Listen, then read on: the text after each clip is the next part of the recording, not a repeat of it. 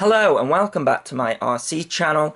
I'm AndyRC and today I'm checking out the JJPRO P130 Battler from GearBest.com. Now earlier in the year I was lucky enough to be sent the JJPRO P200 and it was one of my favourite packages that has been sent this year. Now I don't think this one is going to challenge for that title, however I still think it's pretty interesting. I mean, look at this thing, it is so tiny. It is a brushless micro and it's quite odd looking and it's really heavy and it's really robust. So it comes with JJPRO branded 1806 2300 kV motors. They're the kind of motors that we used to see on 250 quadcopters. So I'm not sure how this is going to perform on a frame this small, especially with these bull nose 3-leaf props. I'll have to see how it flies. So it comes with 12 amp ESCs, so it's a 3-cell model only. It has got a 25 milliwatt camera up the front. This is one of those all-in-one FPV cameras that connects to the flight controller here, which is the NAS32 board. We have an XT60 connector coming out of the back. Now this is the ARF version, which means almost ready to fly. So I have had to add the receiver here. Now you're supposed to take this padding off underneath and push the receiver through. However, I have somehow managed to make mine fit here, but the servo connectors are very close here. Now, if I was buying one of these, I think I would get the bind and fly version, because what I had to do to get my receiver in there was remove these 2 screws, which isn't hard, but then all you're given is the PWM wires under here, and you don't know which order they're in.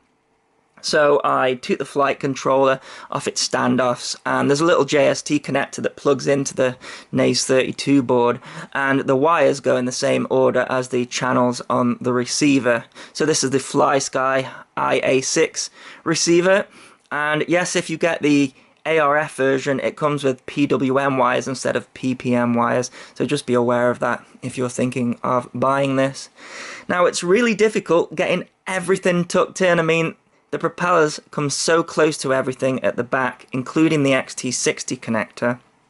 So what I have done is I have taken the antenna of the receiver and wrapped it around this back standoff here and just got the top poking out there. Looks like it's a repurposed SMA hole there for like a VTX or something.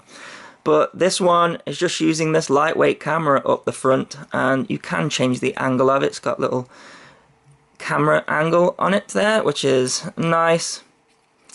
And one thing that I don't like about this is I don't like how they have constructed it underneath. So the ESCs just pile in under here, and they have taken this sticky foam padding and just taped it all there, and then you've got some foam pads on there.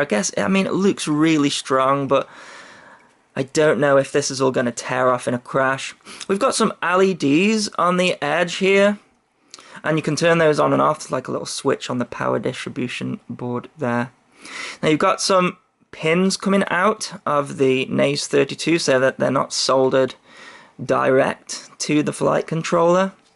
So with the ARF version, of course, you don't get a transmitter, but I am using the FlySky i6 and I've bound it to that receiver. I'm flying in mode 1 and I have set it up slightly differently, so I have flashed Betaflight to it because I can just tune it so much easier with Betaflight. Now I'm not gonna do that in this video. I have done other videos in the past where I flashed Betaflight, so you can go and check those out in the playlist. But what I have done is set up various modes. So I've done this again on previous builds. So I've got my 3-position switch there set up. So that's angle mode, horizon, and acro. And then I've got my arming switch set up there. So what else do you get in the box? Well, you get the battery. It is a JJPRO branded battery. It's 850 milliamp and is a 3-cell. So there's no 4-cell support with this quadcopter because it's just using 12 amp ESCs, so it will probably blow up if you did that, and there's no information whether the flight controller and its power distribution board can take 4 cells, so I wouldn't risk it if I were you. The battery comes in this nice little pouch here. You'll get given a spare set of these props. You're given a spare camera holder, so I guess in a crash these are known to come apart. This is something that I didn't like very much. This is the battery strap. I have replaced mine with a Velcro strap from Picnic Quads, and the battery goes on much nicer there. You are given a Allen key for taking those screws out, which is quite good if you've got the ARF version.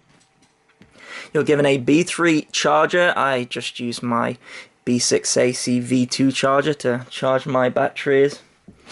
And that's everything in the kit. So I have just a couple of concerns really before I fly it. The first one is this antenna. It looks pretty flimsy, and the battery sits on top of there, and in a crash that's just going to go right forward and smash up the antenna, so I'm going to have to be careful about that. I'm also not so sure how much punch these motors are going to give with such small propellers, so I'll have to check that out, and as well as flight time as well. Now there's no beeper on board, there's no voltage telemetry, so I'm going to have to stick one of those little voltage alarms on it. So I'm going to put my PIDs here if you're interested. These are the PIDs that I'm using out of Betaflight. I've got a pretty good tune out of it. I did try and fly it out of the box with Clean Flight, and I got the usual wobbles that you get with Clean Flight. So I always stick Betaflight on there, and I got a pretty good tune. So without further ado, let's go and fly this thing and see how it performs. So the first thing that I notice with this quadcopter is that it doesn't have a lot of punch. In fact, I go as far to say that it has less punch than a brushed model. So I'm going to do full throttle here, and that's your lot. And then there's this problem. You saw it there, the FPV camera briefly cut out, and I have figured why it's doing that. I looked at how they have built this quadcopter, and that 25 milliwatt camera has a built-in 5-volt regulator. However, they have plugged it into the 5-volt out of the flight controller, which isn't able to provide enough power to power both the VTX and flight controller when the quadcopter is on full throttle. Now, luckily, it's the camera that cuts out briefly and not the flight controller, because the quad would drop out of the air briefly, which would make it a lot more difficult to fly. Now, it's not unflyable with that camera cutting out, and it does come back, but you can see here that I'm not going far with it at all. I just don't want to risk the battery cutting out and my FPV signal cutting out. But it's definitely flyable, and you know, the tune is really good. I'm really happy with the tune, and it flies nice. I think this would be a good quadcopter for a beginner. I think people will struggle with the flight time as well, because it's only got a 850 milliamp battery. The flight time, you'll get about 3 minutes, and that is your lot. But other than that, what I'm going to do with this personally is stick a 5-volt regulator between the power distribution board and the camera. Now, the power distribution board doesn't have a built-in regulator. It's just there to connect the ESCs and the LEDs. So if I take a 5-volt regulator and put it in the middle of the power distribution board and the camera, that will get rid of the cutouts that I'm getting. And also you can see that I'm getting noise as well. And that is the camera just on the edge of cutting out. So that will fix that problem. So there you go. That is my review of the JJPRO P130. I hope you enjoyed this video. Thanks so much for watching. Please continue to subscribe. Cheers.